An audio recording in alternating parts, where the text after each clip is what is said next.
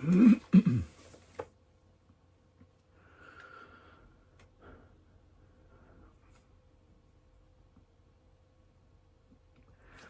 guys, Robert here, bringing you another Robert's Roundup for Friday, October 10th, 2025. So let's get started, guys. So, the rumors are in that Ghost of Yotei sold 2 million copies within its first week at launch. And there's been unverified reports from what I'm reading is that Ghost of Yotei actually sold 1 million copies, and they have done well, but not as well as Ghost of Tsushima. So Ghost of Yotei, there has been unverified numbers. We don't even know about the million yet.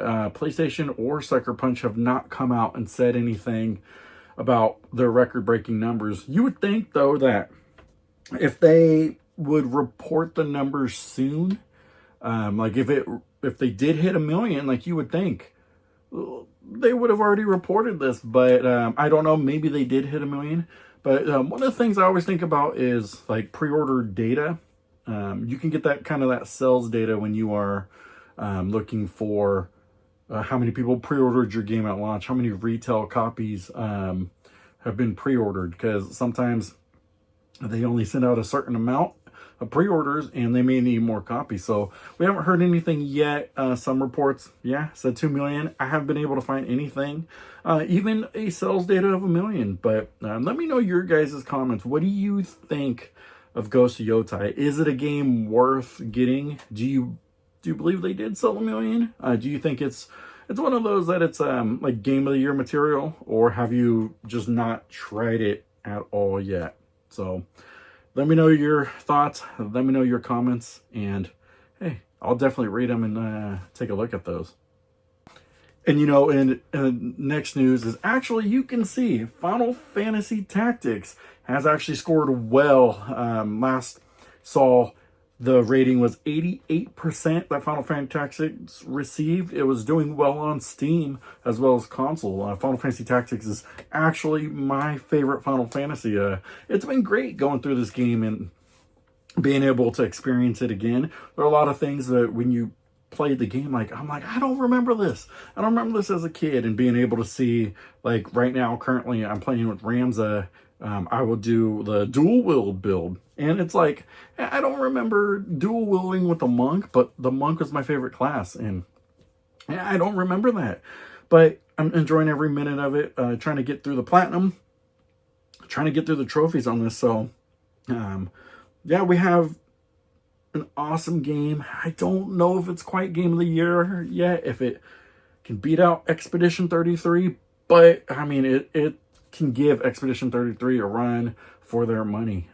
If you don't know Final Fantasy Tactics, this game's almost like 30 years old, and it's a game that, if you haven't played it, I'll give you a reason why to play it. It's one of the best written stories ever in the Final Fantasy series. I mean, better than 10, better than 4, even better than 7. This one was so well written, and I think this is why this game is well liked. I personally don't think it should get a sequel, but it's one of those games. It's really good. The combat is a little bit for the job system. Now, me, I'm a fan of the job system, but if you are new to this game, I would say there's a little bit of learning curve, but I actually want to give you a tip. So when you're playing this newer version, you could go to your job tree, and it's broken up by Squire and Chemist. And so Chemist is basically built all the trees that you get going down until you get to the mime, or all, technically you could think of it as a magic build, and anything from Squire down until the other side for the mime is what you can think of more of like a physical build. So when you're trying to build your character and, mixing things together, like, I can create some magic and an attacker, or if you want to go just straight brute force, like that's why you can go monk and dual wield, where you get for the ninja, because the ninja's physical as well as monk is physical. But it's harder to be like monk and a bard, or something like that. So being able to look at that, like, if you're new to the game, start out by doing that and just say, okay, I want one that's a physical and then one that's a magic user, and just follow that build and get used to the gameplay. And eventually, I mean, when you enjoy it, you'll get into it, making your builds and things like that. So definitely try this game out. It's a great game. Yeah, it's my favorite of all time. So let me know in the comments. Have you played Final Fantasy Tactics yet? Let me know. Tell me your build. It's going to be awesome, guys. So speaking of RPGs, going about giving games a run for their money, Expedition 33 has sold 5 million copies to date, and they're giving a free update with new location and new boss, according to the game founders of Expedition 33. They said that the update will include a new environment for expeditioners to explore, full of enemies and surprises to discover. New challenging boss fights, costumes, text, and UI localizations will be included as well. And this was in an interview that was recently asked by Kepler Entertainment about, Expedition 33. And if you haven't played Expedition 33, I'm going to say, get your hands on it. Go and play it. Such a great game. I can't wait till they do an update. I'm hoping that the update brings trophies, gives me a reason to go back and play it again. So, hey, good games this year coming out. Definitely try it if it's sitting in your backlog. So, my first story that for PlayStation news is that the PlayStation Plus for October actually leaked one of their games that they're going to have for their Essentials, Silent Hill 2. It's been rumored that this game is coming out in a couple weeks, and it's going to be free to play on the PlayStation Plus. According to this, Konami made this game, kind of remade it, brought it back, re-envisioned it, and, it scored well. But, yeah, I mean, if you're into horror games, I think you get it. Personally, I'm not a real big fan of horror games, but I will try it, especially if it's free. I mean, I'll try it. I don't mind free things, so I'll definitely go in there and get a piece of it. So that's me. Now, speaking of PlayStation, have you guys ever tried their merch store? Well, they had a whole separate website of merch that they would sell. Sometimes I would see deals on there. Like at one time I wanted to get some God of War pins, but in my opinion, they were a little too expensive. Well, I think everybody followed my opinion and believe it's expensive as well, but the PlayStation merch store is going to be closing its online doors, I guess you could say. Come the end of this year, December 31st, they will no longer be offering their merch store. So if you want to pick up something now, come pick it up. Currently, they are having a live sale that offers considerable savings on God of War, Ratchet & Clank, Uncharted, The Last of Us, theme items, and more. So they sell things like clothing, bundle, journals, thermal bottles, socks, hats, glasses, backpacks, coins, and much more. But, yeah, I've gone on that website. I've never really purchased anything. A lot of things I purchase for now, if I want to get it exclusively, is through direct .PlayStation. But, yeah, I mean, sometimes I could find merch on Amazon or something like that. But let me know your thoughts. Have you ever purchased something on there? What was your experience like? What was it like? I mean, I can't imagine me wanting to buy merch, especially some of these things where like you could get a jacket for like $130. That's expensive, guys. That's like, you have to be in the ecosystem of PlayStation and such a fan that you're willing to spend that much money for like a jacket or a hoodie or something like that. But let me know your comments. Let me know your thoughts, guys. Have you ever got anything from there? Let me know. It is actually pretty cool. Do you guys get the DualSense controllers? Now, I do get a lot of them. I have it in my collection in my other room. But they are actually having an exclusive blue DualSense controller. It looks awesome. I'm going to show you some screenshots on the screen, but it's a limited edition blue that's launching later this month. So it says it's supposed to drop October 20th, but from what I've been reading, it's only exclusive pre-orders at Walmart. So if you go online, get it at Walmart, it's supposed to be there and you'll be able to get it. But yeah, let me know. let me know your thoughts. Would you be interested in just an all blue DualSense controller?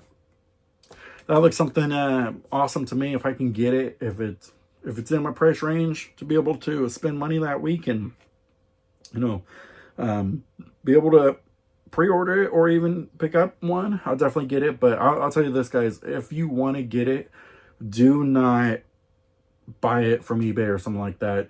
These resellers are going to be ridiculous on stuff like this that's limited edition. Just enjoy your other controllers that you have, and, you know, time will come around when you'll find a good deal on this again. But definitely, guys, check it out. Blue controller, if you can get it. Let me know if you pre-order it or if you're going to. Let me know your thoughts in the comments. And, you know, I wanted to kind of end this story on, I guess you could say positive, you could say negative, but this story says that people don't buy as many games as you think anymore. So in this story, it said that it only found that 14% of players buy one or more games per month, and more than 60% purchase 2 or fewer titles per year. And they said this could be due to a lack of interest, maybe the economy, or the rise of forever games, which people are engaged longer. Like, you know, thoughts on that? I'll try to buy a game if it's something that's interesting, Final Fantasy Tactics, Clair Obscur, or I'm, you know, trying to build for my collection. As you could see there, I got a bunch of stuff for my collection. Yeah, that's when I'll usually buy games. Other than that, it's like I'll try to save my money, but maybe more for me, I'm different because it's a lot for collecting and things like that. But generally, I'm not spending full price on games.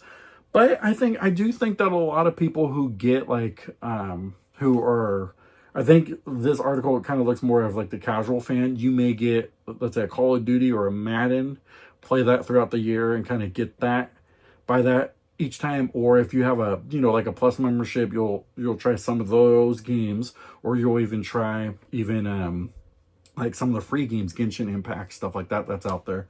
But yeah, truly, I think that there are some people I know that they will buy just like a handful of games and they're into the Call of Duties and the Maddens, and they may try a God of War at one point, but they're not big on, like, you know, oh, they're going to buy 5 games a year because they're into RPGs. They might just buy that one RPG and then play it over and over and over again. So yeah, I can see some of the things, but, you know, I can also see that, you know, it's just different flavors. There are some people out there who are gamers who like to buy a new game when they beat a game, you know, as like a accomplishment, you know. So yeah, definitely. To me, it's a little heartbreaking because I think gamers should just go out and enjoy what they want. But I understand too, kind of the gaming market right now. There's not a lot of good games where I could sink $70 into it and make it last me 6 months to a year. So I get that. Or, you know, there might actually be a game out there that you don't get bored of, a Call of Duty or a Madden. So, but hey, you know, it's your gaming taste, it's your hobby, it's what you like to do. So, hey, I'm definitely all for that. So definitely check it out. So yeah, I figured I'd end the news cycle on this note, you know, on Final Fantasy Tactics Week. As you can see, I'm super excited. I can't wait to get back to playing it. But thank you guys so much for watching. I appreciate you guys sticking the time around. I want to give you guys a heads up. My last Wednesday's video was going over what was on my PS4, my RPGs. I thought it was a little bit unique because a lot of people, they'll show off what's on their console, but they don't show off like specifically, here's all my RPGs, and talk about it. So I want to give you kind of something unique about that, as well as I'm in a weekly podcast with Dark Knight 316 where we talk about gaming culture. Maybe we'll, you know, have a loot box here and there, but you know, gaming news from true gamers. We've been gaming for 30 plus years, and we have our opinions on what we think about, you know, gaming's hot topics. So definitely check that out. I'll link that in the description. Definitely follow and subscribe there, and make sure you are following along for the greatest podcast every single week. And, you know, I appreciate you guys so much for sticking around. God bless you guys, and remember, keep gaming. Thanks, guys.